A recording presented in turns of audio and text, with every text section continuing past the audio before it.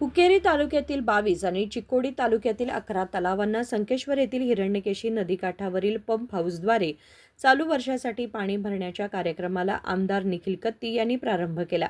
यानंतर बोलताना आमदार निखिल कत्ती म्हणाले की राज्य सरकारकडून हुक्केरी तालुका ग्रामीण वीज सहकारी संस्थेकडे गेल्या 4 वर्षांपासून 20 कोटी रुपयांची थकबाकी होत असतानाही शेतकऱ्यांच्या हितासाठी तलावांना पाणी पुरवठा करण्याचा निर्णय घेण्यात आलाय.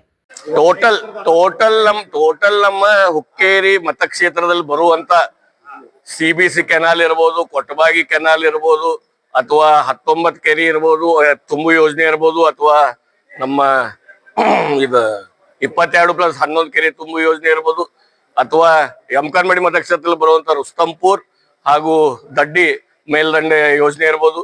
ಯಾವುದಕ್ಕೂ 22 ಅಕ್ಟೋಬರ್ ಇಂದ ಯಾವುದು ಕರೆಂಟ್ ಬಿಲ್ ಬಂದಿಲ್ಲ.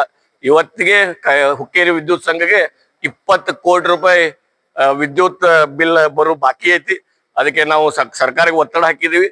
ನಾನು ತಮ್ಮ ಮಾಧ್ಯಮ ಮುಖಾಂತರ ನಮ್ಮ ರೈತ ಬಾಂಧವರು ಕೂಡ ವಿನಂತಿ ಮಾಡ್ತೀನಿ, ಸರ್ಕಾರಕ್ಕೆ ತಾವು ಒತ್ತಡ ಹಾಕಿ ಈ ಚಾಲನೆಯನ್ನ ನೀವು ಕಂಟಿನ್ಯೂಸ್ ಆಗಿ ಇಡಬೇಕಂದ್ರೆ ವಿದ್ಯುತ್ ಸಂಘದ ಬಿಲ್ ಅನ್ನ ಪಾವತಿ ಸರ್ಕಾರ ಮಾಡಲೇಬೇಕಾಗತ್ತೆ ಅಂತ ಹೇಳಾಕತ್ತೀನಿ.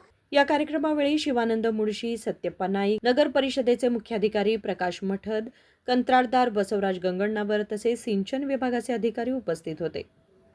सचिन कांबळे, KMM मराठी, हुक्केरी.